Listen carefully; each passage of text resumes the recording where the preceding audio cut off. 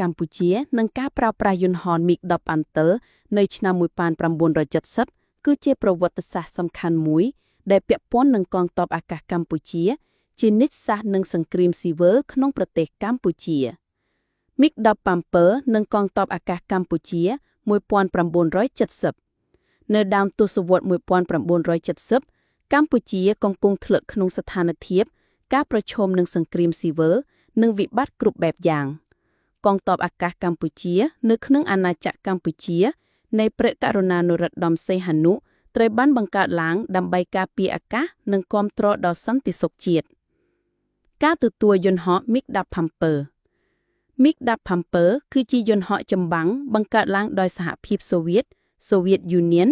ដែលជារបកស្រមោលនៃយន្តហោះ MiG-10 Panther វាដែលត្រូវបានចាត់ទុកថាមានល្បឿនលឿនប្រើប្រាស់បានល្អក្នុងការវាយប្រហារលើគោលដៅអាកាសនិងដីក្នុងឆ្នាំ1970កងទ័ពអាកាសកម្ពុជាត្រូវបានគេរាយការណ៍ថាបានទទួលយន្តហោះ MiG-10 Panther ចំនួនតិចតួចតាមរយៈទំនាក់ទំនងជាមួយសហភាពសូវៀតឬប្រទេសវៀតណាមជាមួយនឹងគោលបំណងបង្កើនសមត្ថភាពអាកាស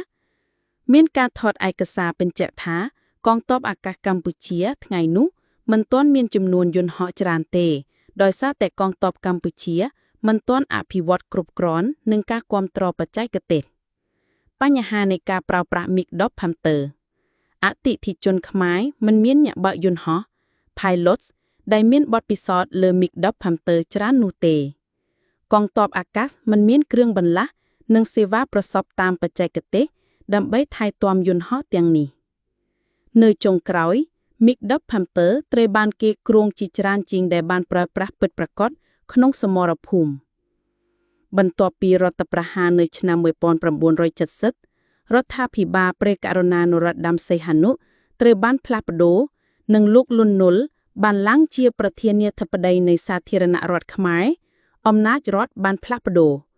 កងទ័ពអាកាសក៏ចាប់ផ្ដើមប្រើប្រាស់យន្តហោះប្រភេទផ្សេងៗទៀតដែលបានផ្ដល់ជំនួយដោយសហរដ្ឋអាមេរិក US ដូចជា A-37